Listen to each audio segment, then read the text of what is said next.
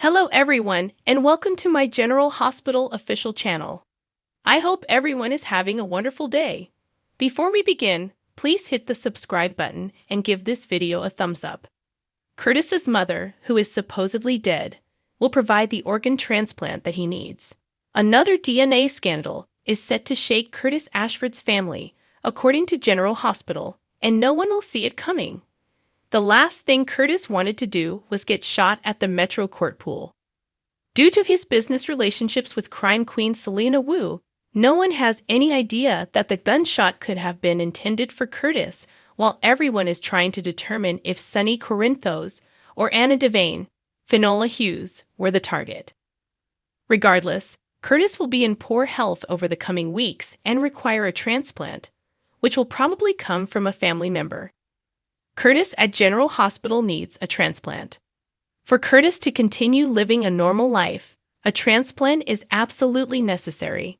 He may have suffered irreparable organ damage during surgery, but he will have to stay in the hospital until they can find a treatment that will offer him a decent chance at leading a normal life. Fortunately, Curtis has a larger family than most people would in this circumstance, and they will all be prepared and eager to get tested as potential donors. GH's suggestion that Stella and a match. As soon as possible, TJ Ashford, Taj Bello, Triana Robinson, and Marshall Ashford will line up to be tested, but Stella Henry, Vernie Watson, will be the best match for her nephew.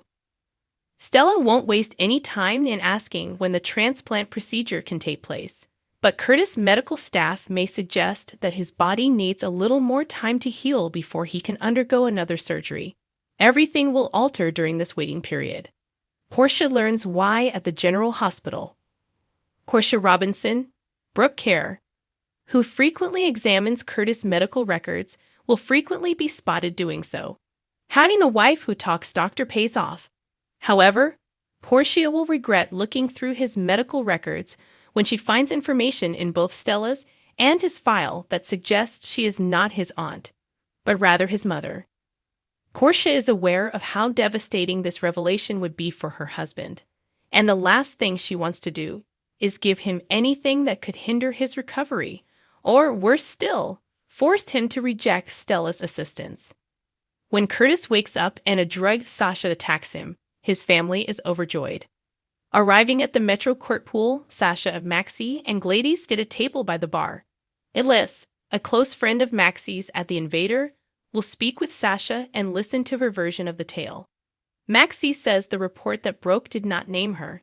Thus, she is not required to participate in the interview.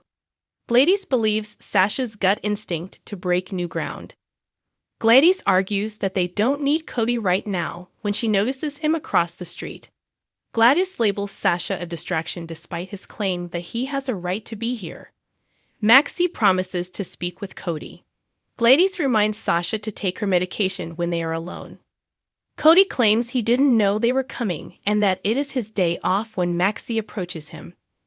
Sasha is meeting a reporter to provide her side of the story after a blind article about the incident appeared in the Sun, and Maxie claims she really needs to concentrate, so he should at least put on a shirt. Cody believes that Sasha's situation would only become worse if she confesses. Gladys starts to wonder if scheduling this interview was a mistake in the meantime. Elise the reporter arrives and introduces herself as Sasha panics and tries to cancel. Elise explains that they can postpone if they need more time to prepare because Sasha believes she is early. As she is prepared for this, Sasha reuses. When Maxie notices Elise is present, she asks Cody to refrain from approaching their table. Simply take care of Sasha, he requests from her. More, bidding Bobby Spencer farewell. Sasha, Gladys, and Elise are reunited with Maxie, who says that what happened at Logan's was a grave error. She points out that Sasha had been absent for some while and wasn't sure what the arrangement was between deception and Logan's regarding borrowing goods. Elise had hoped that Sasha would speak for herself because she has experienced so much suffering, and she wants to share that with the readers. Sasha argues that she must proceed and carry Cody and tells him to leave since he's a distraction after becoming irritated that he's still there. Elise questions Sasha about her relationship with Cyrus Renault as Gladys chastises Cody. That's not the topic, according to Maxie. And some topics are off limits. Cody transforms into Cyrus, while Sasha watches Gladys with Cody. Despite her efforts, she manages to blink Cody away and Cyrus away. Maxie notices that Sasha is having a problem and recommends that they reschedule the interview. But Sasha rejects the idea. Sasha tries to speak with Elise about the trauma she has experienced and the stigma associated with mental health as Gladys continues to nag Cody about bothering Sasha. Cody changes back into Cyrus all of a sudden. Maxie queries Sasha about her panic while she is in it. Gladys continues to warn Cody not to approach Sasha while also poking him. When she pushes him after he asks her to stop touching him, Cody grabs her wrist and orders her to stop. Sasha suddenly rushes Cody and stabs him in the back after grabbing a knife from the bar. He wonders why before turning to face her and fainting. Everyone looks shocked as Sasha stands there holding a bloody knife. Who portrayed Irene, Curtis' mother, more? Esme is rummaging through boxes in her office when Alexis walks in and wonders what she's doing. Esme adds that when the lid fell off a box, she was being proactive and relocating the boxes. If that gives her the impression that she can look through her papers, Alexis queries. Esme inquires as to whether she is writing a story about her after noticing that they are all focused on her. However, the documents speak of Heather and Ryan's reign of terror in Port Charles, and Alexis claims that she is not entitled to an explanation. A reporter is working on a piece about that for her. Esmond implores Alexis not to publish this tale. As a Cassadine, she hoped Alexis would show some empathy. She is stopped by Alexis, who explains that although her family is difficult, she has worked hard to carve out a place for herself in the world without them. Even though Esme is unaware of her background, she insists that she has not yet taken any action to merit a fresh start. Alexis acknowledges being polite to her, but only she and no one else has confidence in her. Alexis advises her to examine herself, her background, and what she did in order to change it. Christina visits Sonny's and informs him that she is having a difficulty. She misapplied for the center's building permit, which puts her in breach of some laws. She feels as though her foundation is being pulled out from beneath her, just like everything else in her life. She shouldn't be too hard on herself, he says. This is something new for her. He also offers to make some calls. She claims that she will make amends for her error. Sonny mentions that Christina's mother sounds like she could use some help, and Christina launches into a tirade about her mother talking behind her back. According to Sonny, her mother made a suggestion that it was her story to tell, and that she didn't want to breach her trust. Christina complains that no one seems to respect her decision-making abilities. Help Sonny out. He acknowledges that he is flying blind at this point. When Christina offered to help Molly, her mother and Sam reportedly informed her she wasn't thinking things through and didn't understand what she was getting into. She claims that when Molly learned what she planned to do, her sister behaved as if it were the worst thing she had ever done. Sonny advises that she talk to Molly and determine why it was so vital for her to assist her. He claims they are in love and can't let something stand in their way. He has Christina's back and cares about her, which she appreciates. She is not alone, Sonny is told by her. Christina leaves. Sonny makes a call to Alexis after Christina exits. Esmond is fidgeting with the boxes when Alexis notices it in her office and tells her to go and close the door. Esmond takes a paper she stole from the box out of her blouse and pulls it out in the hallway. It means Heather has been transferred to Pentonville. Mommy is back more. Heather is back. The current Molly visits Sam and complains to her about Christina talking about being her and TJ's surrogate with everyone but them. Sam explains to her that Mom had stopped by earlier and they were unaware that she had overheard Christina at the club. Sam claims Christina was merely attempting to assist, while Molly claims TJ was enraged. It's Molly and TJ's problem to solve, not Christina's, she argues, and she doubts their relationship will ever be the same. She complains that Christina always makes Brooke it about and Brown. visits Sam and complains to her about Christina talking about being her and TJ's surrogate with everyone but them. Sam explains to her that Mum had stopped by earlier and they were unaware that she had overheard Christina at the club. Sam claims Christina was merely attempting to assist, while Molly claims TJ was enraged. It's Molly and TJ's problem to solve, not Christina's, she argues, and she doubts their relationship will ever be the same. She complains that Christina always makes it about her. Sam adds that Molly's problem might not be with Christina, but rather with her and her mother for concentrating so much on Christina. According to Molly, this is all about Christina, who is attempting to take the lead and be the center of attention. Sam advises her sister to back down, but that was not Christina's intention. Although it was an impetuous notion, Christina wants them to have children.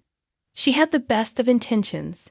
Sam notes that Christina planned to wait until she and TJ chose to move through with surrogacy before speaking to Molly, and that Molly didn't hear the entire conversation. Sam doesn't comprehend why Christina is the target of her ire. It's unfair, Molly screams, that Christina can have children while she can't, even if she wants one. Molly sobs as she talks about having pregnancy dreams, having sonograms, and TJ placing his touch on her tummy. Sam proposes they talk because Christina is aware that she is struggling. Molly promises not to speak to Christina, urging the latter to grow up and take responsibility for her actions. Sam queries what will happen if Christina doesn't address her appropriately. They should take some time apart, says Molly. Later, when Christina comes to meet Sam, Molly is already there. More on why Nicholas' homecoming is appropriate at this time. Taggart approaches Trina at Kelly's and inquires about her well-being. She is attempting to help her mother and Curtis because he might never wake up, she says after pausing. Taggart reassures her that she is not struggling in silence and that her family loves and supports her. She acknowledges that she feels as like she is giving up on Curtis since he is present. She also acknowledges how hectic things have been and how she hasn't had time for him because she has been so preoccupied with working out her relationship with Curtis. She concerns that since they discovered the truth, their connections have changed and they are now having trouble. They are not. In Taggart's opinion, striving, and nothing they have learned has altered his feelings for her. Additionally, he is aware that she is in a phase of maturation during which she is less dependent on her parents. Trina claims that learning about her origins is more important to her than growing up. Curtis, according to Taggart, will assist her in such situation. He is also confident Curtis will survive this. She hopes he is correct because she is unsure of what she would do if the opportunity to get to know him were lost. They exchange goodbye hugs before she departs for the hospital. After she leaves, Taggart adds alcohol to his coffee. Portia sits with Curtis in the hospital and implores him to awaken. When Spencer shows in, he says he's sorry for coming in. If that was the person he was looking for, Trina, according to Portia, went to have breakfast with her dad. He says thank you and promises to let her hair alone. When Marshall enters, he asks Portia if anything has changed. They are forced to wait after she replies no. She claims that when she told Spencer where Trina was, he thankfully left after stopping by to seek for Trina. Spencer is reportedly seated in the waiting area and doesn't appear to be going anytime soon. A meeting with Spencer, Portia enters the waiting area. She informs him that Trina has recently been having difficulties, and Spencer realizes he needs to pay closer attention. Trina has been quite supportive of his commitment to his brother despite the fact that he is being pushed in a lot of different areas. He claims that Trina is the best thing that has ever happened to him. Thus, no matter what happens with his brother, he could never hurt her. If he's the best thing that have happened to Trina, Portia inquires. Spencer is unsure, but he believes he can't be the worst possible thing. According to Portia, Trina has been the victim of his fault for all the bad things that have occurred. According to Portia, Esme was responsible for Trina's incarceration for making revenge porn, and he brought Esme to Port Charles. Although Trina and Spencer both agree with her, they have moved past that. Trina could certainly get away from Spencer, but she has opted not to. He believes they complement one another well and are pleased when they are together. She observes that he still opted to reside with Esme and believes he does not at all make Trina happy. Esme and Spencer don't get along, but for the time being, he must live with her. Trina doesn't have to be, but Portia concurs that he is. If he cares about Trina, Portia advises, then let her leave. Upon arrival, Trina is delighted to meet Spencer. She encircles him and tells him she just got back from having breakfast with her father. Marshall and Curtis are sitting there as Curtis wiggles his finger. Marshall exits the building and calls out to Portia, believing Curtis is beginning to awaken. Curtis starts to open his eyes as Portia and Trina run over to check on him. "Welcome back, my love," Portia sobs. T overhears Portia asking someone if they believe they can honor that commitment on the upcoming episode of General Hospital. Trina questions why they had to leave Curtis' room while Spencer stands at her side. Someone overhears Cyrus saying, "I want it to end." Austin makes fun of Ava by saying that they might end up being saved by their desire to one another. Christina queries, "Is that really how you see me?" "How much difficulty are you now in?" asks Sam. Esme comes to Pentonville and tells him, "You're the only one who can give me the information I need." Maxie hurls herself in Cody's path while pleading with Sasha to hold back.